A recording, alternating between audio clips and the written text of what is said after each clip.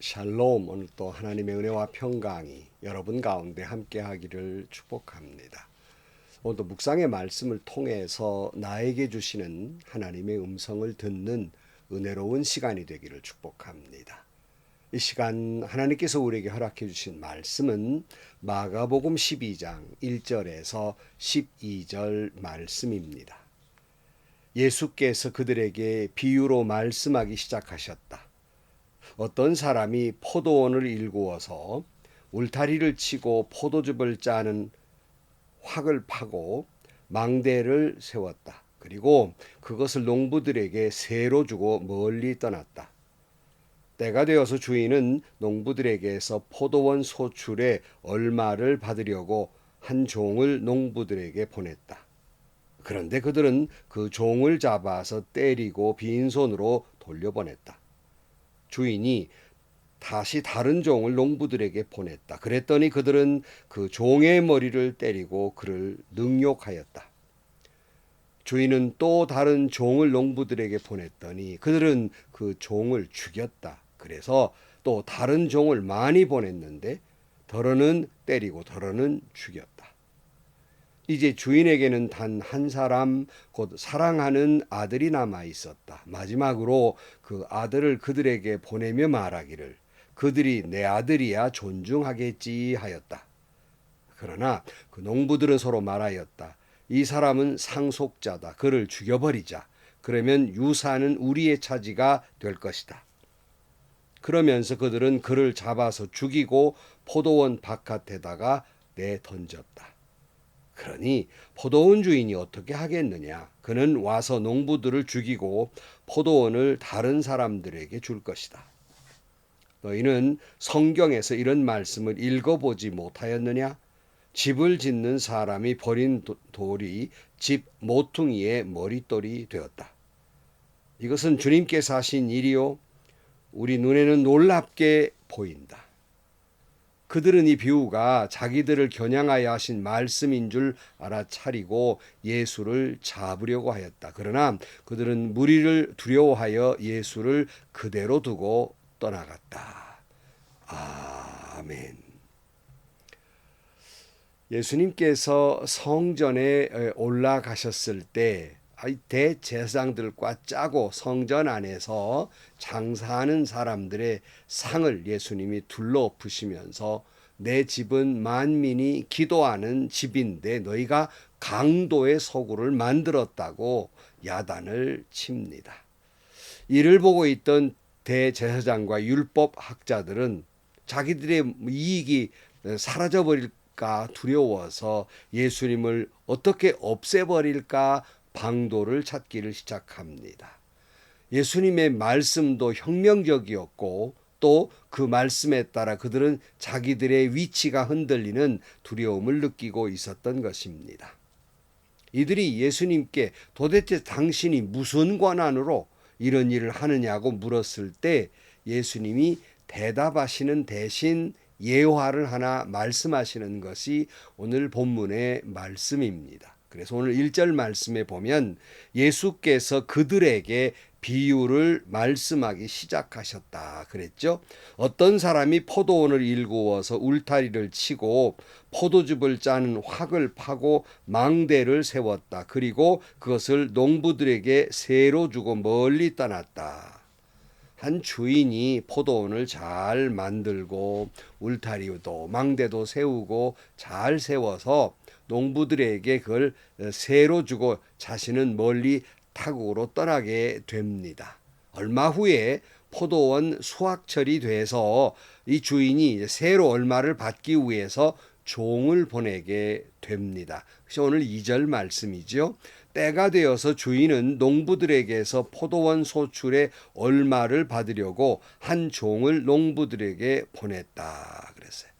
뭐 당연한 일이잖아요. 세를 받아야 되니까. 그런데 이 악한 못된 농부들이 소출은 주지 아니하고 도리어 포도원 주인의 종을 때리고 빈손으로 그냥 돌려보내는 거예요. 그래서 주인은 또 다시 다른 종을 보냅니다. 이번에는 저번보다 더 좀 악한 모습으로 이들의 점점 더 심해집니다. 3절 4절이지요. 그런데 그들은 그 종을 잡아서 때리고 빈손으로 돌려보냈다. 주인이 다시 다른 종을 농부들에게 보냈다. 그랬더니 그들은 그 종의 머리를 때리고 그를 능욕하였다. 두 번째 다른 종을 보냈더니 빈손 주고 보내고 또 보냈더니 뭐 때리는 정도가 아니라 이제는 머리를 때리며 더 심하게 폭력을 가하고 이제는 모욕까지 해서 보내게 됩니다. 이제 주인이 그러면 좀 다른 사람을 보내고 좀 여러 사람을 보내면 좀 괜찮을까 생각하고 보냈더니 이제는 살인까지 저지르게 됩니다. 그것이 5절이에요. 주인이 또 다른 종을 농부들에게 보냈더니 그들은 그 종을 죽였다. 그래서 또 다른 종을 많이 보냈는데 덜어는 때리고 덜어는 죽였다. 뭐 이쯤 되면 여러분 어떻게 하시겠습니까? 물어볼 것도 없이 당국에 신고를 하고 평정해 버렸을 거예요. 그럼에도 불구하고 주인은 다시 한번 시도해요. 지금 참고 또 참고 또 참는 거예요. 그래서 이번에는 아들을 보냅니다. 종들을 보내서 무시했나? 내 아들을 보내면 아들이야 뭐 무시하지 않겠지 하는 좋은 마음이었어요. 6절입니다. 이제 그 주인에게는 단 한 사람 그 사랑하는 아들이 남아 있었다. 마지막으로 그 아들을 그들에게 보내며 말하기를 그들이 내 아들이야 존중하겠지 하였다. 그러나 그 농부들은 서로 말하였다. 이 사람은 상속자다. 그를 죽여버리자. 그러면 유산은 우리의 차지가 될 것이다. 그러면서 그들은 그를 잡아서 죽이고 포도원 바깥에다가 내던졌다. 이제 이 농부들이 더 악한 생각을 갖는 거예요. 유산을 받을 이 아들 죽이면 나머지 뭐 주인이 더 이상 상관하지 않을 거고 다 포도원 우리 것이 되지 않냐 하는 생각을 갖게 됩니다. 주인이 보낸 아들마저 죽이고 또 포도원 밖에다가 던져버리고 맙니다. 여러분 여기 주인은 이 못된 종들의 못된 짓을 참고 또 참고 또 참고 또 참았어요. 여러 번 그들에게 기회를 줍니다. 회개의 기회를 주어요. 깨달을 기회를 줍니다. 그들의 잘못을 회복할 기회를 주고 있음에도 불구하고 그들은 결국 악한 일을 저지르게 됩니다. 세상에 누가 이처럼 참고 있겠습니까? 자, 여기 예화 속에서 나오는 주인은 하나님이십니다. 그리고 그동안 보내었던 종들은 하나님이 보낸 예언자, 선지자, 주의 종들입니다. 그리고 그 주인의 아들은 바로 예수 그리스도입니다. 즉, 이 예화 속에서 하나님은 우리를 향해서 이래도 참고 저래도 참고 회개의 기회를 주고 깨달을 기회를 주고 회복의 기회를 주었어요. 우리를 사랑하시되 끝까지 사랑하세요. 여기에 나오는 농부들은 대표적으로는 당시 이스라엘 종교 지도자들, 율법학자들, 바리새파 사람들, 대제사장들, 이스라엘 사람들이에요.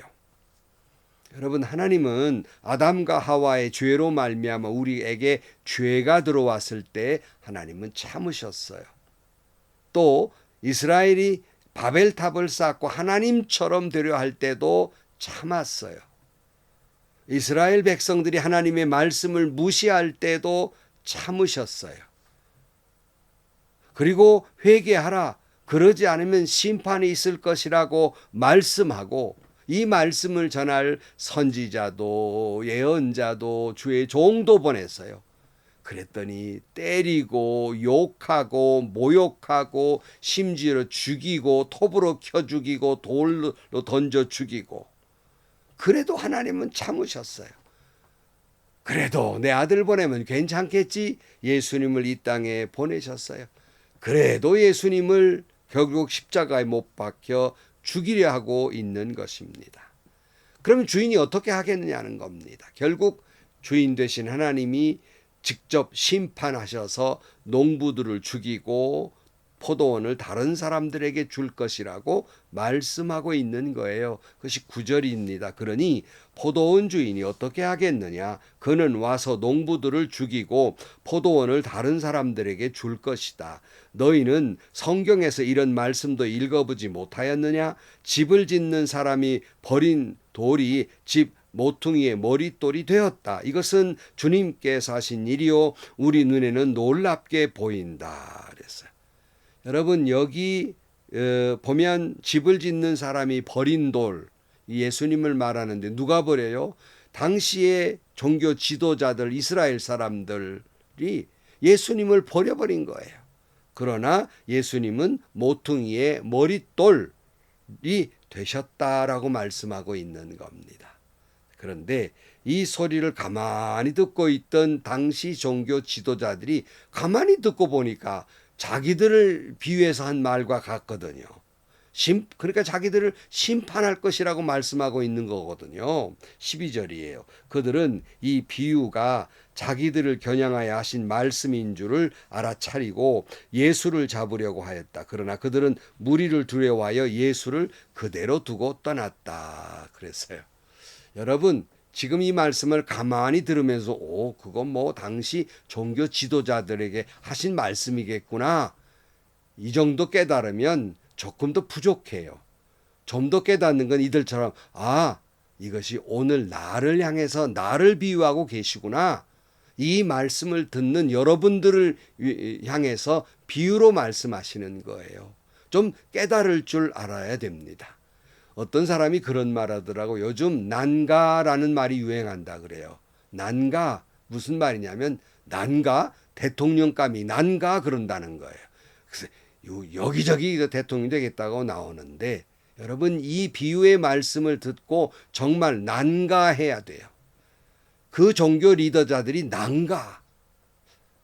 그 당시에 예수님을 십자가에 잡아 죽인 사람들이 난가라고 생각해야 된다는 말이에요. 적어도 이런 깨달음이 있어야 된다는 말씀입니다. 요즘도 하나님은 주의 종들을 끊임없이 보냅니다. 그러나 이스라엘 종교 지도자들이 타락하고 주의 종들을 미쳤다고 모욕하고 네가 그런 말할 자격이 있니 없니 시비를 붙이고 돌로 쳐 죽이고 톱으로 켜 죽이고 하는 것처럼 오늘날에도 이런 종교 지도자들 리더들이 주의 종들을 향해서 이런 일은 없습니까? 피차 이런 타락한 모습은 없습니까? 하나님의 종들을 때리고 머리를 때리고 능욕하고 모욕하고 급기야 죽인 일은 없습니까? 물론 이런 일이 어찌 교회 안에 오늘 있을 수 있겠습니까? 그러나 꼭 어떤 물리적으로 죽고 사는 문제가 아니라 서로 간에 불신하고 모욕하고 배신감 들게 하고 자괴감 들게 하는 것, 이런 것들이 없습니까? 주의 종들이 주의 종으로 살고자 하나 그마저 절망에 빠지는 그런 일들은 없습니까? 주의 종이니까 십자가를 져야 되지요 하십니까? 그것은 예수님에게 십자가를 지게 한 바리새파 사람들, 대제사장들, 율법학자들과 같아요. 여러분 그런 사람이 되시렵니까? 십자가를 지는 것은 자신들이 못되게 굴어서 십자가를 지게 하는 것이 아니라 십자가는 스스로 지는 거예요. 십자가를 지라고 강요해서 십자가를 지는 게 아니라 스스로 져야 하는 것이라는 말씀입니다. 남에게 십자가지라고 말하는 사람들, 정작 자신에게는 눈꽃만큼의 자존심 상하는 일만 있어도 참지 못하고 온갖 폐악질과 교회 공동체를 어지럽히는 일이 얼마나 많아요. 남들에게 십자가를 지니 안 지니 따져 묻는 사람치고 더 이와 같은 현상이 보인다는 말씀입니다. 그래도 당시 종교 지도자들은 예수님의 이 말에 두려워할 줄은 알았어요. 그리고 조용히 떠납니다. 요즘 모습을 보면 하나님을 두려워하기는커녕 자기 의에 빠져서 내 말이야말로 옳고 나야말로 잘 믿는다고 하는 뻔뻔한 모습도 보이고 있습니다. 주님 뭐라고 말씀하시는지 아십니까? 누가복음 3장 9절 말씀에 도끼를 이미 나무 뿌리에다 갖다 놓으셨다. 그러므로 좋은 열매를 맺지 않는 나무는 다 찍어서 불 속에 던진다 그랬었어요. 또 에베소서 교회를 향해서 말씀하시기를 요한계시록 2장 4절 말씀에 그러나 너에게 나무랄 것이 있다. 그것은 내가 처음 사랑을 버린 것이다. 그러므로 내가 어디에서 떨어졌는지를 생각해내서 회개하고 처음에 하던 일을 하여라. 내가 그렇게 하지 않고 회개하지 않으면 내가 가서 내 촛대를 그 자리에서 옮기겠다. 심판하겠다는 말씀이죠. 오늘 본문을 다시 봅니다. 오늘 마감 12장 9절 말씀. 그러니 포도원 주인이 어떻게 하겠느냐? 그가 와서 농부들을 죽이고 포도원을 다른 사람들에게 줄 것이다. 심판을 말씀하고 있습니다. 성도 여러분, 난가? 우리가 바로 포도원 농부와 같이 악한 농부는 아니었나? 난가? 그러나 주님은 오늘 나를 향하여 여전히 포기하지 않습니다. 떠나지도 버리지도 않습니다. 참고 기다리고 계세요. 회개하기를, 깨닫기를, 돌아오기를, 회복하기를 참고 또 참고 또 참고. 그래서 주님은 우리를 사랑하시되 끝까지 사랑하셔서 급기야 아들 예수 그리스도를 십자가에 달리도록 이 땅에 보내셨고, 주님은 그 아들마저 사람들은 매를 때리고 십자가에 죽게 만들었지만 그 일을 통해서 구원의 머릿돌이 되어주신 거예요. 사람들이 버린 돌이 우리의 구원의 머릿돌이 되어주신 겁니다. 하나님의 은혜를 잊어버리고 자기의 권리와 권익에만 눈에 어두워진 탐욕이 있습니까? 그거 내려놓으시고 내가 십자가에 못 박혀야 돼요. 남에게 십자가지라 하지 마시고 내가 십자가에 못 박혀야 돼요. 우리는 고난주간을 지내고 있습니다. 다시 한번 그게 나지라는 생각에 나의 죄인됨을 주님께 고백하고, 그런데 나의 죄인됨을 아시면서도 그래도 기다리고 계시고 참고 계시고 오늘 또 떠나지 아니하시고 버리지 아니하시고 나를 사랑하되 끝까지 사랑하시며 회개하기를 회복하기를 기다리시는 그 주님, 우리 구원의 머릿돌 주신 그 주님을 바라보면서 이 고난주간 다시 한번 깊이 주님의 십자가를 묵상하는 여러분들이 되시기를 주의 이름으로 간절히 축원합니다. 기도하시겠습니다. 하나님 아버지, 그 못된 종들은 바로 저희들이었습니다. 그 못된 당시 종교 지도자들, 율법학자들, 바리새파 사람들, 다른 사람이 아닌 바로 저였습니다. 죄인됨을 고백하고 아직도 나를 향하여 참아주신 주님, 기다리시는 주님, 회개하라고 말씀하신 주님, 회복하라고 말씀하신 주님, 회개하고 첫사랑을 회복하게 하시고 버린 돌이 머릿돌 되신 주님을 바라보며 고난주간도 깊이 주의 십자가를 묵상하는 저희들이 되게 하여 주옵소서. 예수님의 이름으로 기도하옵나이다. 아멘. 성도 여러분, 예수님의 예화를 듣고 그래도 어리석었던 당시 대제사장들, 율법학자들, 아, 우리말이다 라고 깨달았어요. 근데 요즘 성도들은 이런 설교를 들어도 그 사람이 바로 나다 이걸 못 깨달아요. 바로 그가 납니다. 우리입니다. 깊이 깨닫고 오히려 나 자신을 십자가에 못 박고, 그리고 나를 향해 지금도 참아주시는 주님의 그 사랑을 깊이 깨닫고 우리의 구원의 머릿돌 되신 주님을 바라보며 살아가는, 깊이 십자가를 묵상하는 이 한 주간이 되기를 주의 이름으로 축복합니다. 행복하시고요. 좋은 일이 가득한 하루가 되시기를 주님의 이름으로 간절히 축원합니다.